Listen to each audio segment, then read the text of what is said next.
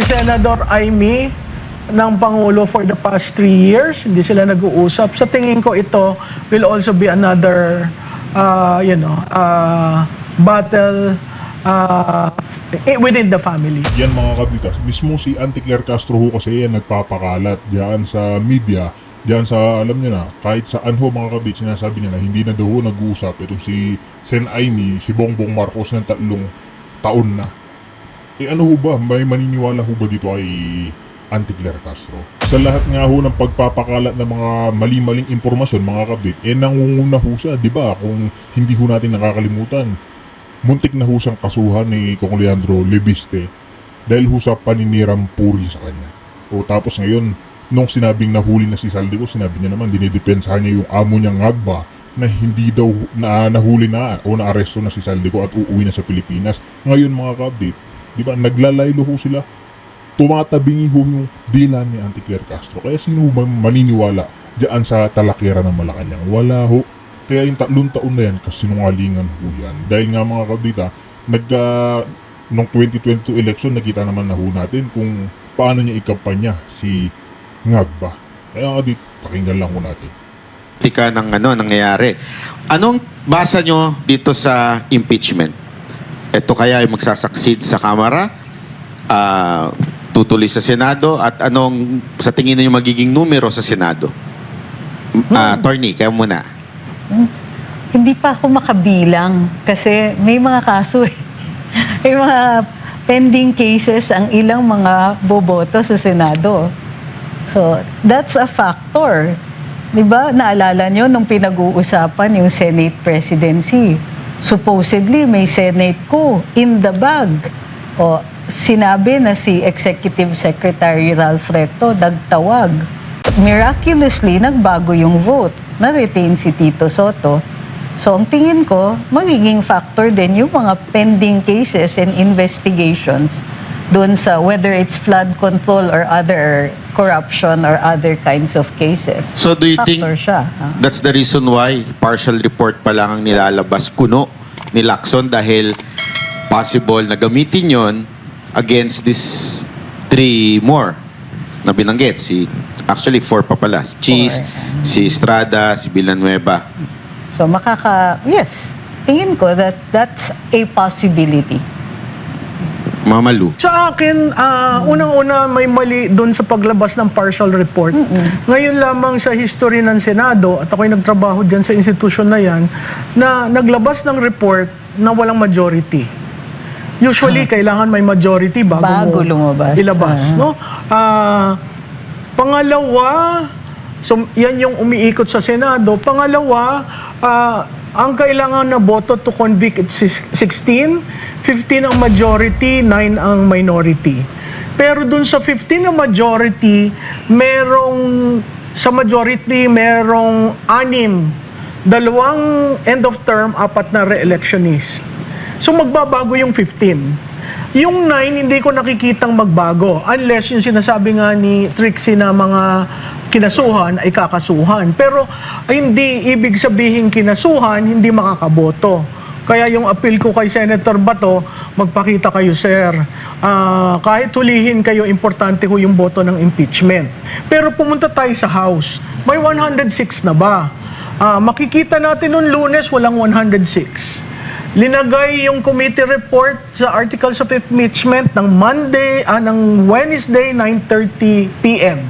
So talagang pinamamadali. Pag tiningnan nyo yung website ng House, nandun, pati annexes, pati lahat. Pati ho yung AMLAC report, no? Ang sabi ko nga sa staff ko, pag-aralan nyo kung yan yung totoong pahina na linagay doon. Having said that, ang 106 ay base sa quorum. Since Monday, Tuesday, Wednesday, walang quorum call. Suspended ang session. Pag sinuspend, ibig sabihin hindi ka magro-roll call sa the following day. So, strategically, dapat may tumayo sa Lunes to ask for a quorum call. Ang mangyayari noon, kailangan i-establish na may 160 na quorum kasi yung 106 ay base sa quorum. Ang claim kasi ngayon may 200 na, may 215. It will even go beyond the first impeachment, no? But these things are very fluid considering yung Monday, there are several things that will happen. There might be a big rally in the House of Representatives. There might be sickness among the members. At ang balita ko ay sila may sakit at hindi dadating. Meron rin yung ang gusto, pwede bang pumirma na lang kami? Hindi ho kayo pwedeng pumirma kasi ang ng ruling ng Supreme Court, kailangan kayong bumoto no sa plenaryo. So, hindi, yung iba kasi madaling pumirma eh. Kasi nakapirma ako pero hindi ako boboto. So, pag binangga mo yung record, hindi mo makikita. Ang consistent, may 55. Consistent. Ang consistent, may 55 sure na yun, na bumoboto sa Committee on Justice. Uli, yung chairperson, malihon sabihin unanimous. Kasi ang membership ng committee nyo, 40 na members at 40 na ex officio. So 80. Ang 55 ay hindi unanimous ng 80. Yan ho ay majority. So sa tingin niyo ma'am, sa Congress pa lang lusaw na to? Depende sa yung mangyayari. Kasi pwedeng may tumayo at sabihin walang quorum, hindi ka pwedeng magbotohan. O pwedeng tumayo at sabihin hindi namin nakuha yung kopya Articles, ng committee report. Parang 50-50, no? Magkakagulo. Ang alam nyo, ang hindi na monitor ng majority at balita ko yung kinaasar ng majority leader ay yung privilege speech ni Congressman Reviste. Oo. So, natinag sila doon. Sandali lang. Wala ito. O kaya hindi mo magkaintindihan kung sino sasagot, ha? Oo. Ang nagsalita, that should be between Recto and Leviste. Nakita nyo, nagsalita ang Suarez, nagsalita ang Garin, kung sino-sino na. Hanggang si Ridon, pinapaalis yung sinabi lahat. Hindi mo pwedeng paalsin yun kasi against sa rules, ha? Personal and collective. Personal yun kay Leviste. Maaring hindi collective, no? Pero hindi mo pwedeng alsin yung buong speech. Yung motion nila is to remove everything. As if nothing happened. Ma'am, meron kasing napapabalita actually, may naglabas itong vlogger. Pangit nga nitong vlogger na to. Sabi na iba-blacklist ng iglesia ang pumirma doon. Tayo may personal knowledge tayo doon. So, sa tingin nyo may epekto ito sa mga congressman? Alam mo, idadagdagan ko ang sabi, ibaban up to the 4th degree of consanguinity. O edi alis lahat ng dynastic. O kaya, ang sabi ko nga, hindi ho nanloloko ang Iglesia ni Cristo. Nakita naman natin yung lakas niya ng kay Marcoleta nung last 45 days. At alam ng bawat politiko ang lakas ng endorsement ng Iglesia ni Cristo. Hindi ko alam kung ay isinasatabi nila yon o hindi. Pero that is a card that is playing now. Aside from yung Iglesia ni Cristo, ano sa tingin ninyo yung driver? Bakit nung nakaraang impeachment, agad-agad, boto sila, pirma, pero ngayon parang hesitant na sila? May pera. Walang pera ngayon. Ngayon, pahirapan. Biro mo, ang usapan na lang district fund. Tataasan ng district fund mo, aalsan ng district fund mo. Nung una, may malaking pondo, pero FLR for later release. Kaya ngayon, nagagalit yung mga congressman kasi i-release nyo na muna yung pinangako nyo sa akin sa first impeachment. Kasi nagastos na yun eh. Di ba, kung ikaw ang kontratista, hihingi ako ng tulong sa'yo, nagbigay ka sa akin lang ilang milyon, iaawas mo yun dun sa kontrata. Kung in FLR, di wala kang negosyo, nakuha ko na. So, yun yung problema ng ibang congressman na may allocable. Napakahirap dahil ang daming lumalaro. May balita na maleta daw ay dollars na.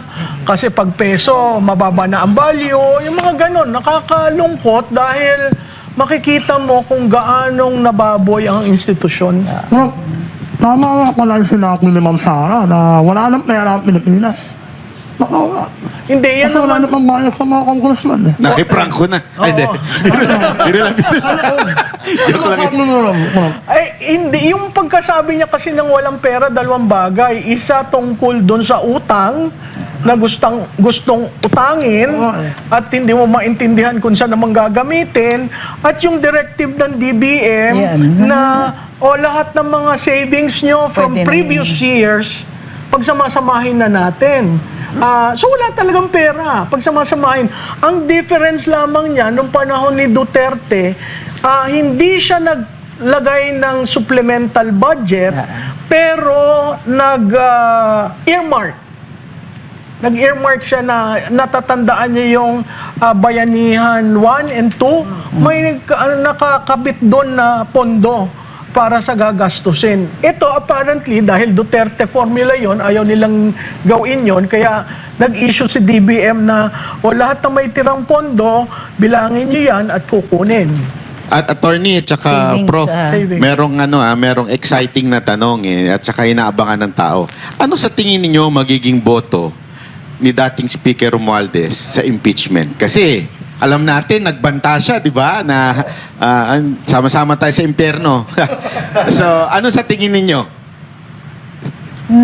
Alam mo yan, that's the most awaited vote. on Monday. If he shows up, allies will think, oh my God, ba't nandito to?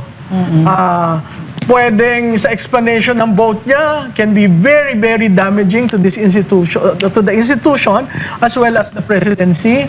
Pwede rin namang nandun lang siya at tataas lang siya ng kamay. Pero titingnan ng taong bayan, mag-yes ba siya o mag-no siya? Kasi, di ba after niya magsalitang ganyan, humingi siya ng apology kay Vice President Duterte na sa mga nangyari. Hindi ko alam kung totoo yun o play lang sa media, pero isa yan sa mga titignan sa Lunes. Pero sa tingin nyo, just in case lang na nag-no siya sa impeachment, would you think ito ay simula na talaga ng... Yeah. Ng labanan? Oo, gera nitong magpinsan. Sa tingin ko kung paano hindi kinausap si Senador Amy ng Pangulo for the past 3 years, hindi sila nag-uusap. Sa tingin ko ito will also be another battle within the family. So kapag nag-yes, Prof, palabas lang lahat to. Oo, yun ang alternative. Kaya critical Kaya may yung mga nag-a-advise sa kanya, huwag ka na lang pumunta. May iba naman nagsasabi, pumunta ka na para pakita mo sa lakas na ikaw pa rin yung pinuno at kaya mong tulungan yung mga allies mo, or pumunta ka na to clear your name. Kaso wala na Yung lakas CMD, Pero nagkalasan na.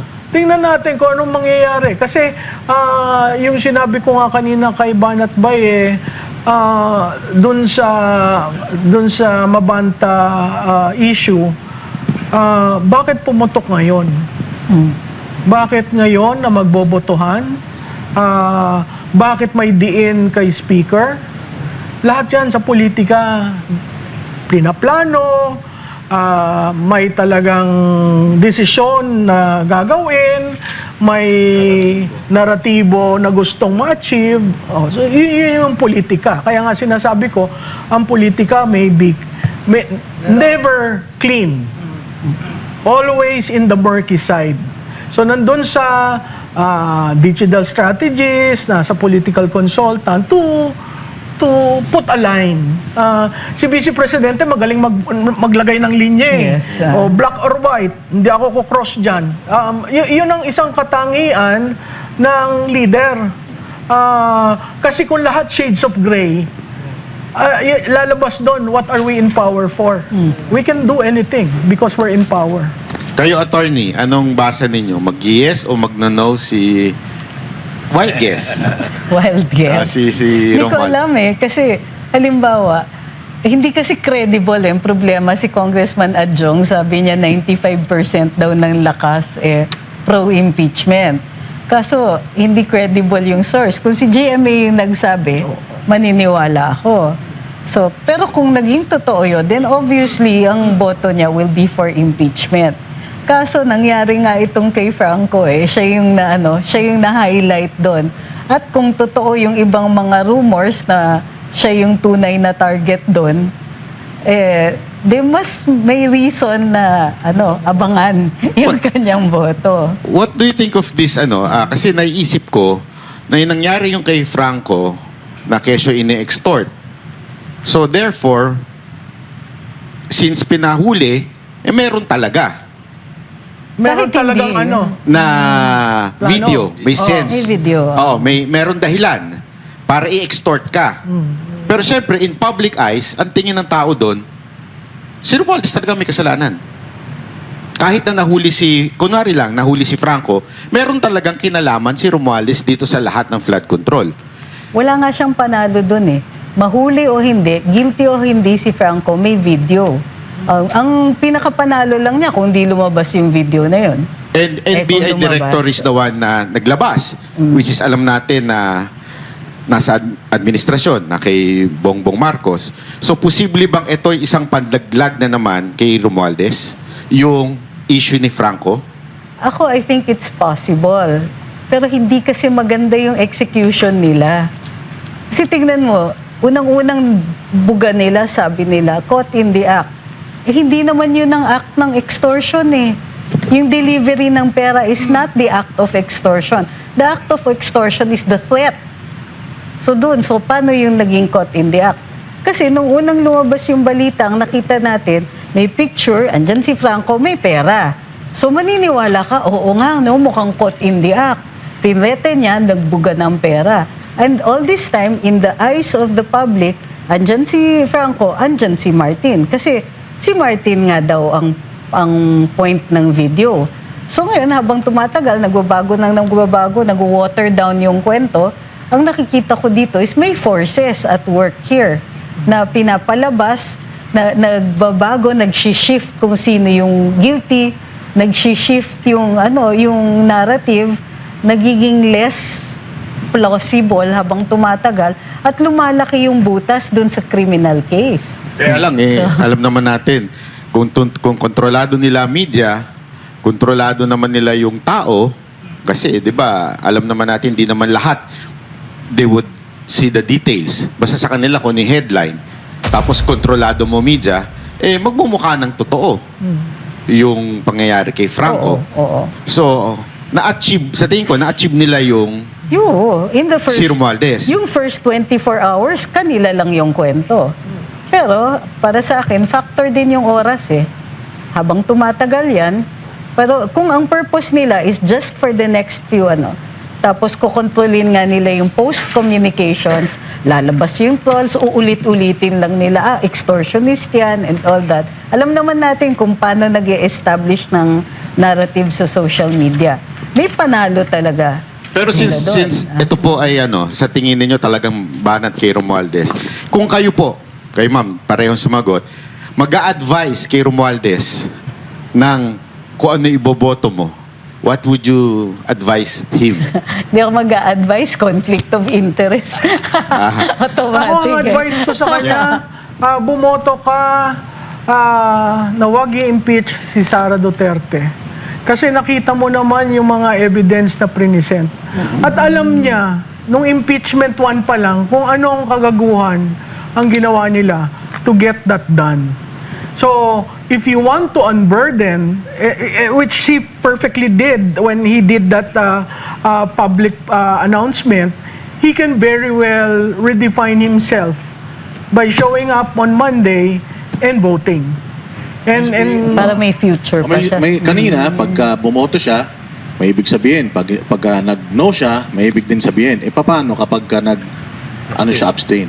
Ano ang dating nun sa inyo? Mahirap It's po ang parang- abstain kasi bilang rin yan against. Ang importante dyan, may no na malaki-laki para hindi maka 106. Pag nag-abstain ka, bilang rin yan. It's not a yes. Hindi kasama sa 106. So Ma'am Malu, ibig ba sabihin nun kahit paano pag nag-no siya, mariredeem niya yung kanyang Well, yeah, name? because itong kanyang public pronouncement was neither here nor there At ang last line niya, kung ako ay masisira, not the exact word. Yeah, if I will go down, it will not just be me. I will not be alone. Oo. So, that is a threat.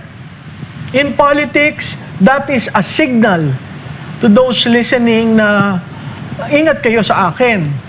So, sir, kung nakikinig ka, alam ko minsan hindi mo naman gusto ang SMNI, Hindi ka rin naman nila gusto. sila yan, ha? Pero nakabantay. Pumunta kayo sa Lunes. Pakita nyo leadership nyo. Galing naman kayo dun sa institusyon na yon. Ayusin nyo yung first impeachment na maling-mali. Alam nyo kung paano nagsimula ang pagsira kay Vice Presidente Duterte. At yan ay nagmula sa House of Representatives ng 2023. So, kung gusto nyong maayos ito, at pagod na ang taong bayan, kasi hindi namin maintindihan, sino ba talaga sa inyong mastermind? No? Do it within the institution. Do it with your colleagues. Let's have that, bloodbath in the House.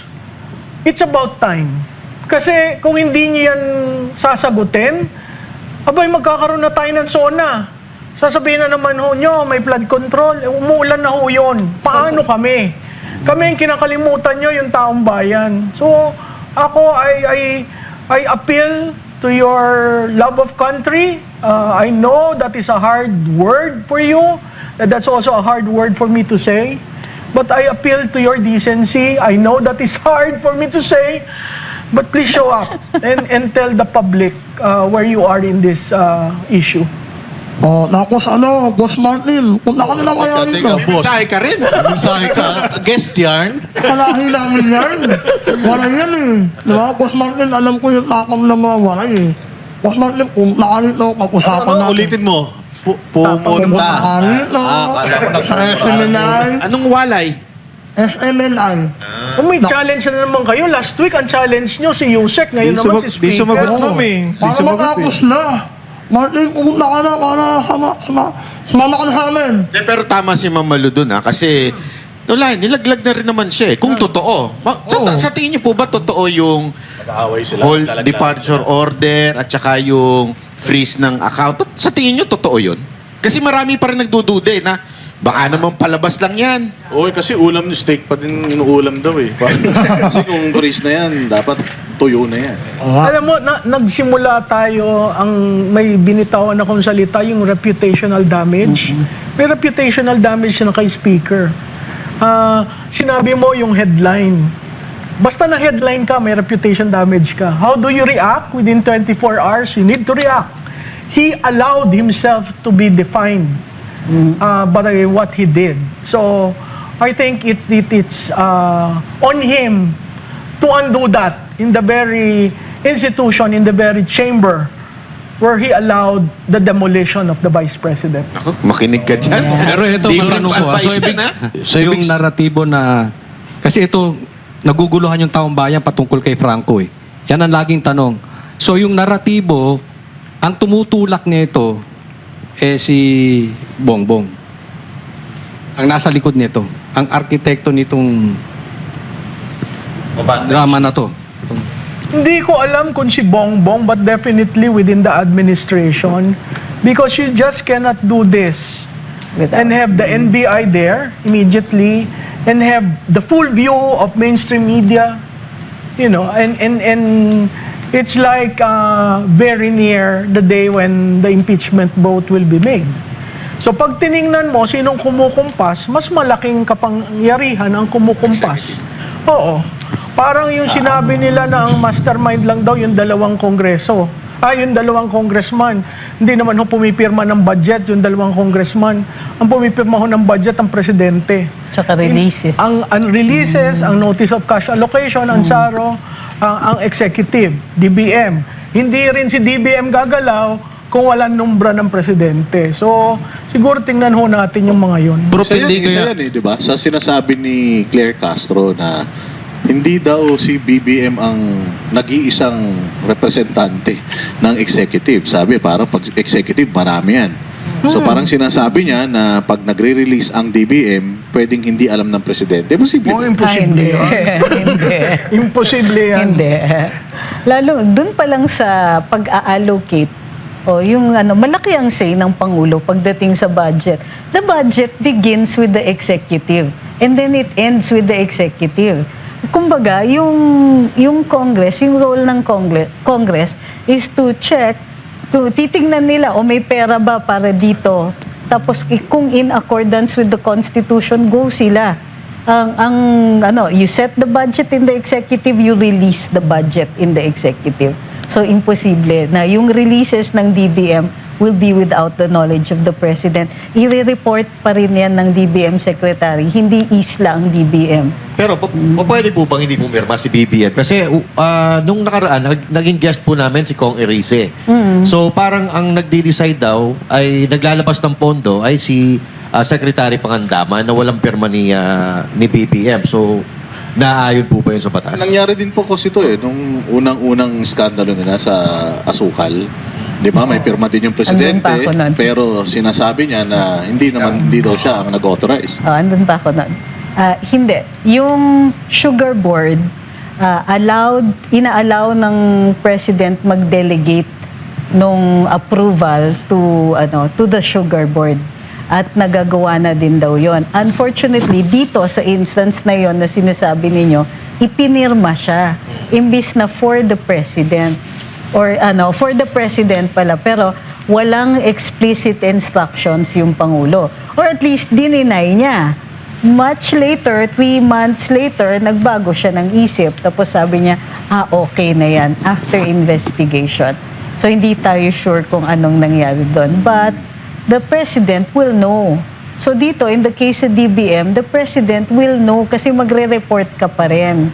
So may regular reporting yan. Kung inalaw ni Pangulo, hindi niya pwedeng i-claim na nag-release ang DBM nang wala akong alam. Yung wala akong alam is not a defense pagdating sa ganun. Kasi doon pa lang nire-review din niya kung ano yung mga projects ang priorities. Pwede nga siyang magtanggal Pwede na italang pinaka-latest na inflation sa ating bansa. Alam nating inaasahan natin ito, pero magtutuloy-tuloy pa ba ito? Kasi sa pagkakaalam ko, dito sa bigas natin, ang sinasabi ng mga agricultural group, yung na-harvest natin na bigas nitong nakalipas, hindi pa masasabi na may epekto na yung mataas na singil sa langis Kasi nag-harvest. Ang sinasabi nila, posibleng sa darating na bare months, yung anihan natin doon na natin may experience yung mas mataas na halaga ng bigas. So, ibig sabihin ba, nakikita nyo ba na itong 7.2% na ito, magtutuloy-tuloy ito, Ma'am Cora? Malamang magtutuloy-tuloy yan kasi, di ba, mataas pa rin ang krudo sa pangdaigdigang merkado. Yung crudo ngayon is still, actually medyo bumaba na naman ng konti, $98 per barrel.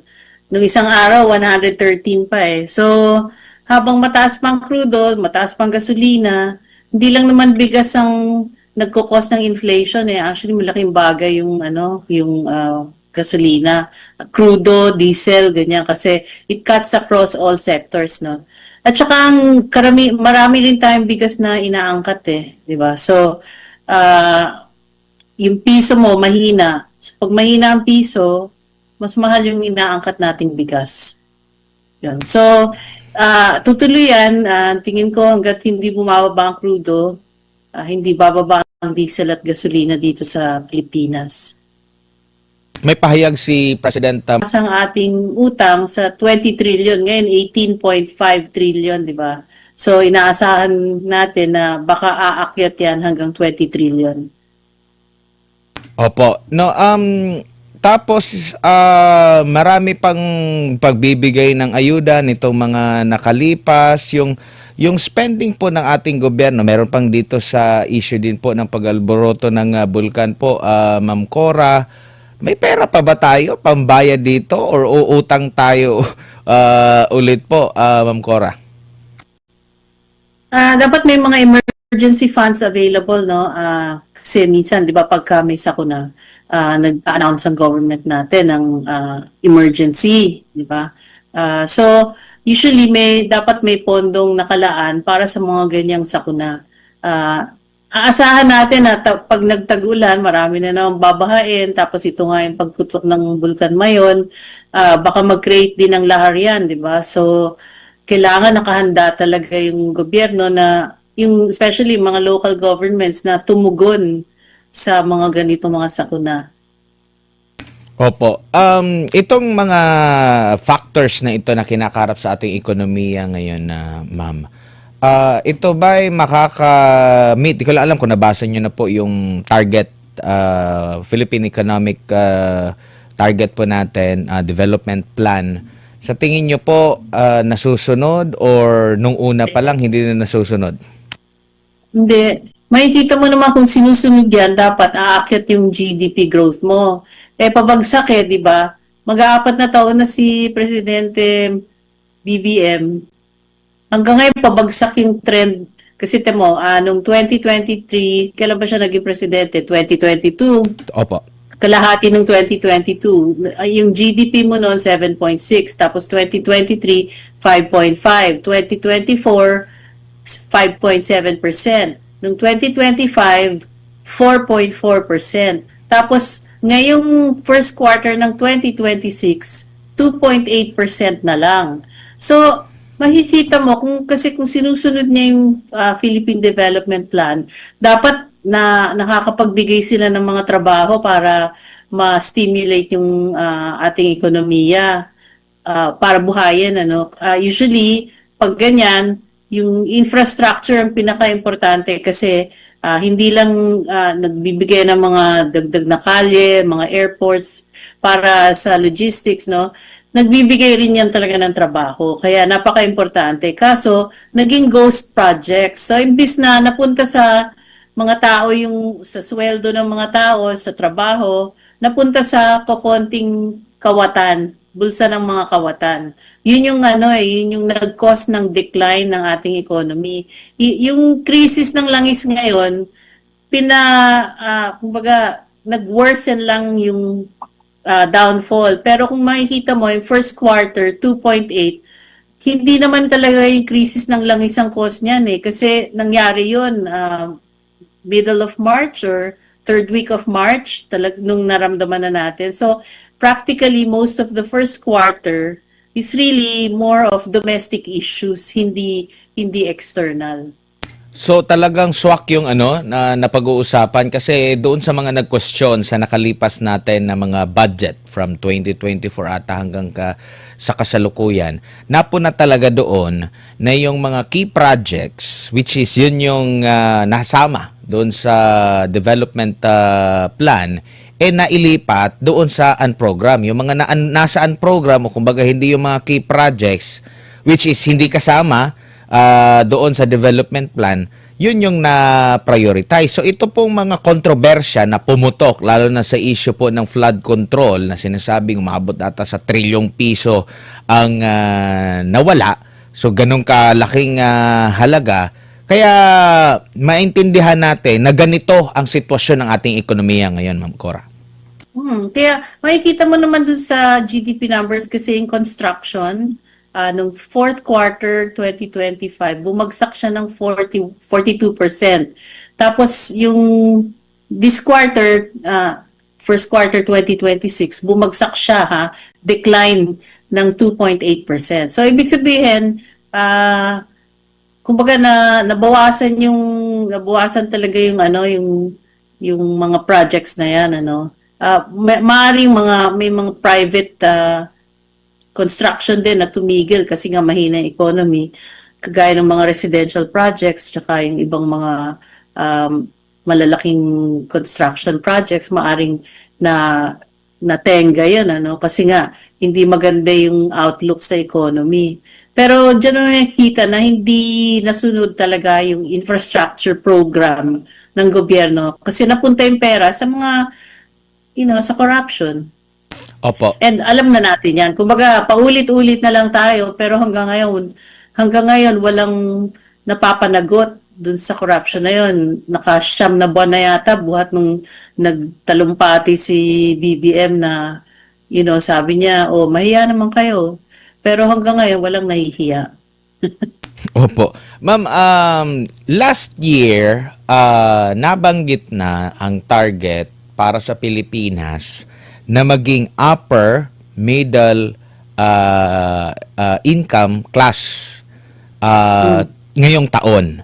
Noong narinig niyo po ito noong 2025, naging positibo ba kayo or kaya ba? And ngayon na nangyari din itong crisis, kasi di ko alam kung positibo pa rin sila kasi ang last statement na nabasa natin dito way back January pa na positibo sila na this year ay makakamit nila yung upper middle income na class ng Pilipinas average po sa kabuuan, Ma'am Cora. Mahirap kasi nga yung GDP growth mo kung 2.8% lang, di ba? Actually, nagnanaraw nga yung middle income kasi marami nawawalan ng trabaho. Kaya tumaas ang unemployment rate mo. Unemployment rate mo ngayon, 5%. So, kung tataas pa yan siguro dahil nga yung crisis, naramdaman lang yan, Abril, ganyan. So, susunod yan ng Mayo, June. Yung mga fresh graduates, mag-umpisa yung maghanap ng trabaho ngayong Mayo. So, kumbaga, dadagdag na naman sa labor force yun. So, paano niya masasabi na, ma-attain mo yung upper middle class kung maraming unemployed? Tapos, marami pang nawawala ng trabaho kasi yung mga investors, yung iba umaalis dito sa Pilipinas. So, may capital flight na ang tawag dun sa English. So, syempre, pag umalis yung mga investors, magle-lay off sila. Tsaka dahil mataas ngayon yung cost ng business, no? Yung inflation mo mataas, yung peso-dollar rate mo mahina, tapos yung interest rates mo pataas kasi nagtataas ng interest rates ng Bangko Sentral. So, disincentive lahat yan para sa mga namumuhunan kasi kung mataas ang cost of business dito sa Pilipinas, lipat sila sa ibang bansa. Yung cost ng diesel dito mataas kaysa sa mga bansa sa Asia. Ganon din ang kuryente, napakataas ng kuryente dito sa Pilipinas compared sa ibang bansa. Opo. Pwede bang maging artificial? Halimbawa, itataas ni gobyerno yung sahod, pipilitin para magkaroon ng ganito, or may masamang epekto din po ito, ma'am, na instead na halimbawa tataasan pero magkakaroon naman ng massive na unemployment para mapagkasya ng mga kumpanya yung kanilang kita? Yun nga, parang yan alam mo, chicken and egg, ano ba ang dapat gawin? Kaya lang, naging vicious circle na kasi pag tinaas mo yung sweldo, syempre yung mga kumpanya magrereklamo kasi mataas na nga yung ibang cost nila, yung kuryente, mataas ang siguro yung renta, mataas din, yung ganun. So, kasi marami silang ibang binabayaran. So, pag ang labor cost mo tumaas din, syempre yung profit margin ng mga namumuhunan or mga negosyante, lilit din or baka malugi pa. So, pag nalugi sila, magbabawas din ng tao. So, magle-lay off, mawawalan ng trabaho. So, ganun din. Tapos, syempre, kung walang trabaho maraming Pilipino, yung consumer spending naman babagsak. Ngayon, kung bagsak ang consumer spending, mahina ang merkado, anong mabebenta ng mga korporasyon, di ba? So, yung mga nagmamanufacture o kaya yung provide ng food supply, manghihina din yan. So, parang vicious circle na yan. So, hanggang hindi nila ayusin yung confidence level ng mga negosyante at ayusin yung fundamentals ng ating economy, mahihirapan talaga tayo bumangon kasi kung mahina na nga ang gobyerno, tapos mahina pang investments, negative 3.3 ang investments Negative. So, ibig sabihin, may mga umalis talaga. Diba? So, anong magpo-provide ng stimulus or ng parang panulak para umunlad yung ekonomiya? Wala. Wala ngayon. So, medyo mahirap talaga Alam mo, ngayon lang ako naging ganito ka-pessimistic sa buong ng career ko kasi well, of course, nung mga coup d'etat, syempre wala tayong magagawa doon, tsaka yung lockdown. Pero from a domestic level, medyo na talagang very pessimistic ako ngayon kasi wala ako nakikitang stimulus for growth ng ekonomiya natin. Opo. Ma'am, dito sa Timog Silangang Asya, dito po sa Southeast Asia po, ma'am. Nasaan yung sa monitoring nyo po yung Pilipinas? Kasi nababasa ko rito parang nauungusan talaga tayo sa ibang bansa. Oo, sinasabi nila hindi lang naman Pilipinas, kundi buong mundo ang apektado nito. Pero kung ikumpara na tayo sa ating mga kapitbahay na mga bansa, nasaan tayo doon sa grabing epekto tsaka yung pag-adapt ng mismong gobyerno na hindi ganoon kalaki ang epekto sa atin itong krisis sa langis po? Actually, tinitignan ko yung mga first quarter performance ng ibang bansa dito sa Southeast Asia. Mukhang isa tayo sa pinakamababa. No? So, I don't have the numbers right now, pero nung kailan ba yun? Last week yata tinignan ko kasi hindi pa lahat nagre-report eh. Medyo mas mataas talaga yung growth ng ibang bansa kaysa sa atin. Kasi may report dito halimbawa sa Business World, no. Meron silang sa Bloomberg ata to na report. Ang nakasaad kasi dito sa kanilang artikulo, sabi dito, the Philippines is also missing out on much of the artificial intelligence driven export boom, which has helped the likes of Taiwan, Malaysia, Singapore, South Korea to weather the challenges of higher oil as well as the impact of President Donald Trump's global trade wars. Yung mga halimbawa itong Malaysia, bakit hindi kaya tayo talagang naka-adapt or dahil sa iba yung priority dito po na nagiging mas maingay kumpara doon sa paano palaguin ang ating pong ekonomiya na mas makakaapekto sa ating mga kababayan po? Well, natumbok mo na ang priorities politics, no? So, yung economy medyo nasa low priority yung economics. Makikita mo naman sa kilos ng Kongreso kasi mas maraming oras silang binibigay sa impeachment, yung ganyan, mga political issues.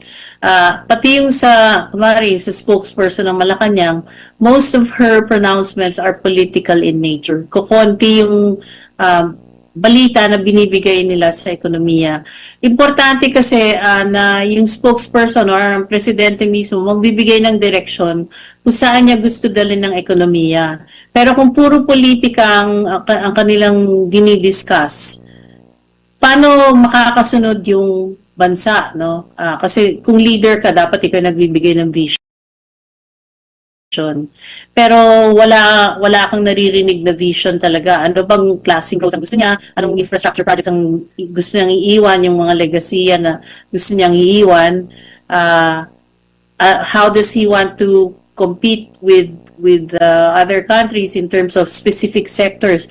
Kasi alam mo, mataas ang abilidad ng mga batang Pilipino sa teknolohiya. Pero anong klaseng programa ang ginagawa nila para mapaunlad ang teknolohiya dito sa Pilipinas? Parang walang masyadong discussion tungkol dyan, diba? Kaya sinasabi mo yung AI, hindi natin nagagamit, hindi natin na-apply sa ibang sectors. Yung na lang sa finance na lang para maayos yung corruption.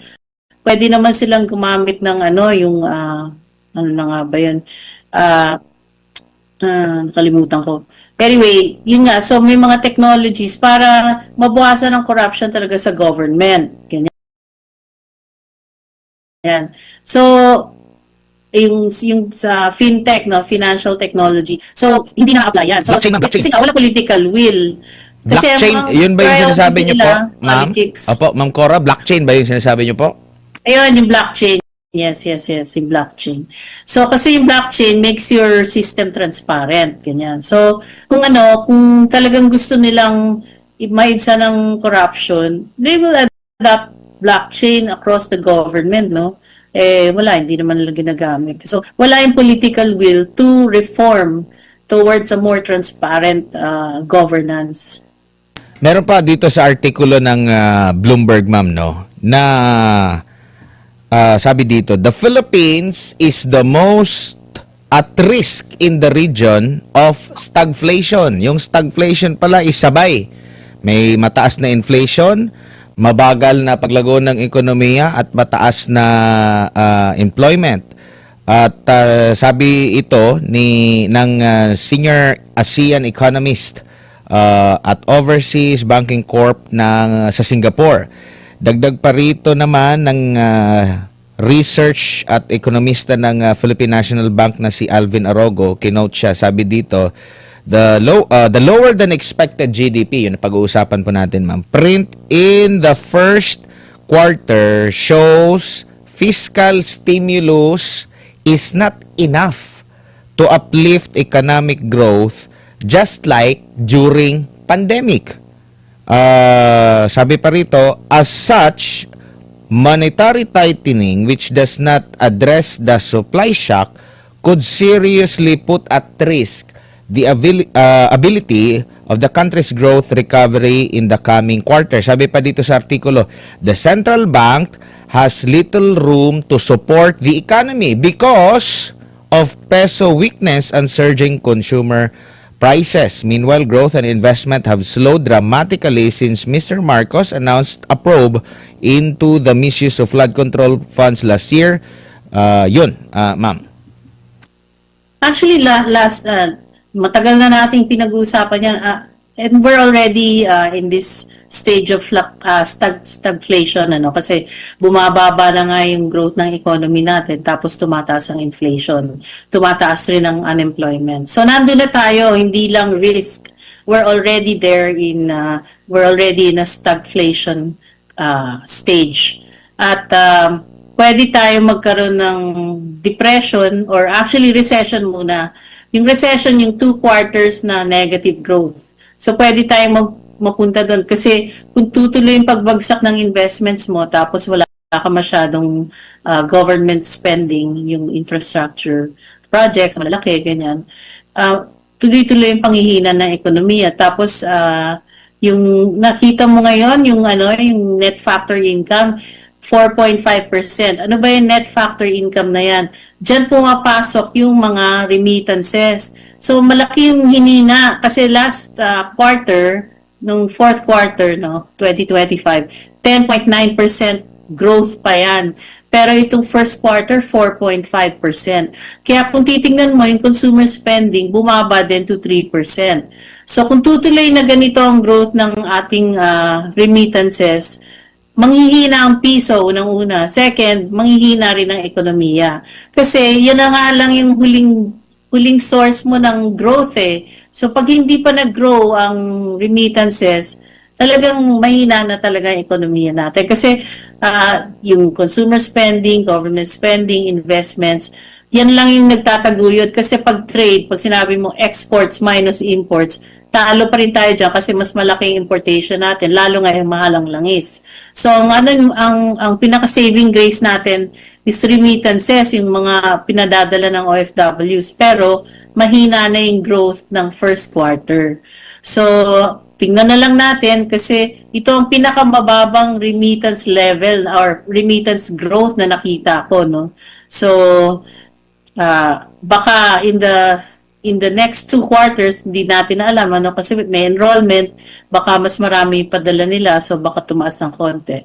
Yun nga lang, yung investments pa rin ang binabantayan ko, hanggat walang kumpiyansa ang mga negosyante dito sa Pilipinas, hindi tataas ang investments mo. So, ibig sabihin, mahina pa rin yung ekonomiya. So, hindi ko alam kung bakit yung mga ibang ekonomista tinitingnan 5%, 6%, hindi natin kaya mag-grow ng ganyan. Hindi talaga maaabot yan. So, masyado silang optimistic.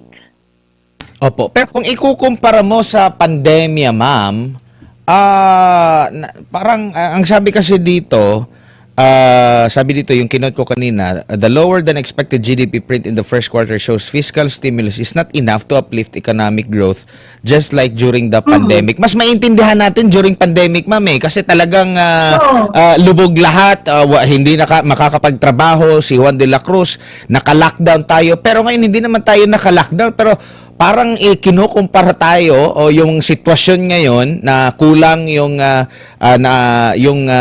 stimulus, fiscal stimulus para maano yung ating economic growth.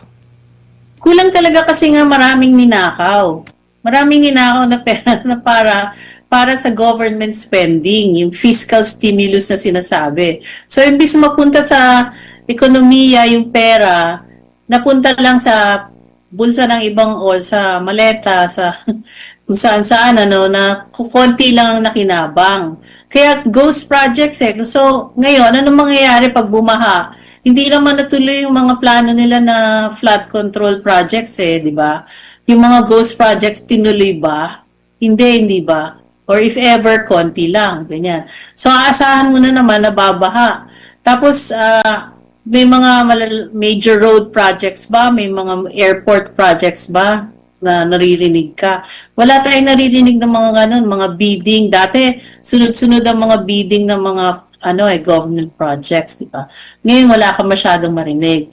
Ngayon, on the monetary side, sinasabi mo yung pagtaas ng interest rates kasi para ma-address yung inflation. Ganun din, hindi yan mag-work kasi cost push inflation tayo.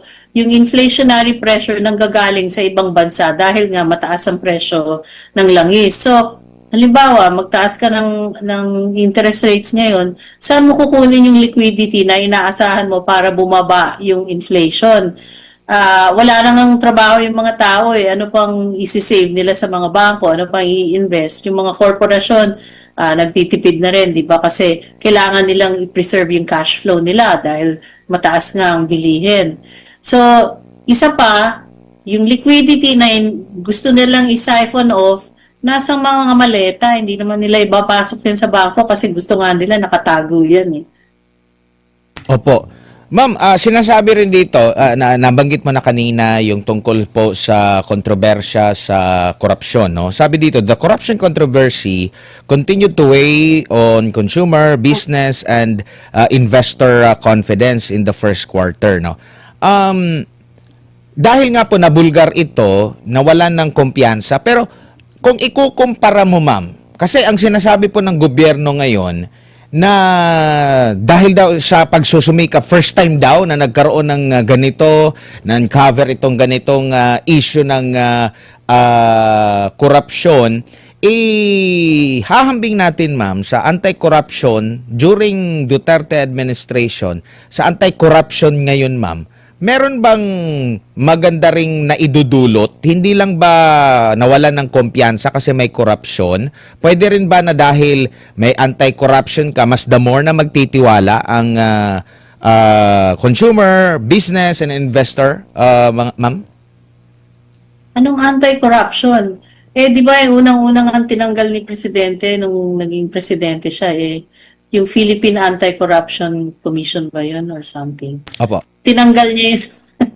So, hindi pa yung binabalik. At anong anti-corruption measures ang ginagawa nila? Meron pa nga unprogrammed funds. Napakalaki pa ng insertions. So, anong anti-corruption ang sinasabi nila? So, makikita natin dito. Pero kung lehitimo na nagkaroon talaga ng paglaban sa corruption, ma'am, yung investor confidence, business confidence, andoon, hindi babagsak po. Malaki nga yung binagsak, di ba? Minus 24% ang business confidence in April. So, kung April ba or March, basta during this year, bumagsak yan to 24%. Ibig sabihin, pessimistic talaga yung mga businessmen. So, yung outlook nila negative talaga. Opo. Pati nga sa credit rating di ba? Negative na ang outlook. Opo. So, clarify ko lang, ma'am. So, if ever po na talagang lehitimo yung kanilang anti-corruption, hindi babagsak yung confidence ng ating mga investor, ng mga mga Oo. negosyante. Kasi makikita mo naman yan sa sa yung ease of doing business, 'di ba? Kung napakaraming red tape. So tapos kada may lagay. Ganyan. Tapos dito sa Pilipinas kasi maglalagay ka na hindi ka pa sigurado na talagang tatakbo yung business mo eh. Tsaka yung corruption ngayon, hindi lang sa top, pati sa mga barangay level meron. So, kumbaga, talamak talaga. Kaya anong klaseng tiwala ang binibigay mo kung hindi nako-correct yun hanggang ngayon? Kumbaga, lumala talaga ang corruption sa administrasyon ngayon. Opo. Kasi, alam mo, ang pinag-uusapan natin, di lang bilyon trillion. Trillion na amount. So, 1.5 trillion pesos. Opo. Ma'am, kung ang makikita ng mga investor, ng mga negosyante sa gobyerno, sa kasalukuyan, kung nakikita nila na mas tinututukan nila kung paano solusyonan yung problema sa krisis, paano mapalago sa ang ekonomiya, instead na pag-usapan itong issue ng impeachment, do you think mas gaganahan sila? Matataas yung kanilang confidence po? Kesa sa mga kasalukuyang senaryo po ngayon, ma'am. Alam mo kung anong magpapataas ng tiwala nila? Kung may makulong. May makulong at saka maisoli yung perang ninakaw kasi napakalaki nun. So far, ang naisusoli lang, ang pinapakita nilang sinoli, si Yusek Bernardo ba yun? 650 million. Eh, di ba, ang nanakaw nga is 1.5 trillion. Baka mas malaki pa kasi meron pang hidden corruption. So, drop in the bucket lang yung 650 million compared to 1.5 trillion. Opo, kaso hindi natin alam, ma'am, kung ano yung susunod na kabanata kasi maraming mga dramang nangyayari po ngayon po na parang kung ito yung titingnan, kung nasa point of view tayo ng mga investor po, talagang madi-discourage na maglagak ng puhunan dito. O kasi alam mo, sa ibang bansa, mas uunlad sila. Bakit nila ipipilit yung sarili nila dito, pahihirapan nila, tapos hindi man sila kakita. So yun yung primary consideration ng mga negosyante. Gusto nila kumita ng pera. Pero kung pahihirapan ka pa, tapos maliit pa yung kikitain mo, ba't sila pupunta dito? Kikita naman sila ng mahusay sa ibang bansa. So, ang kailangan kasi magkaroon ka ng level of competitiveness, di ba? Kasi ang Pilipinas, hindi naman yan center ng universe. Kumbaga, maliit na bansa lang tayo kumpara sa ibang bansa na maunlad. So, hindi natin pwedeng kalimutan na, dapat domestic lang, hindi pwede. Kailangan yung international point of view natin, kailangan nandun pa rin sa pagpaplano. Opo. Tapos meron pang mga maririnig tayo kasi alam natin nasa gitna tayo ng krisis. Tapos maririnig pa natin na magpapaalam pa tayo sa Estados Unidos para makabili tayo ng langis sa Russia. Yung mga ganun na mga ma'am, na bakit akala ko ba meron tayong independent foreign policy? So, Yun na. Opo. Kasi ang talagang diyan, naging trend at lagi kong binabantayan ang mga pronouncement ng presidente, no. Lahat ng sinasabi niya hindi nagkakatotoo. So, iba yung sinasabi niya sa ginagawa at sa resulta. Kaya itong nagiging resulta, mahina yung economy. So, ang sasabihin niya, yung gusto natin marinig para maibsan yung emotions, yung galit ng mga tao, yung nararamdamang gutom, yung ganun. Papaasahin ka ng papaasahin, pero wala talagang nangyayari. Yun ang katotohanan. Opo. Ma'am, kasi may uncertainty sa issue dyan sa gitnang silangan.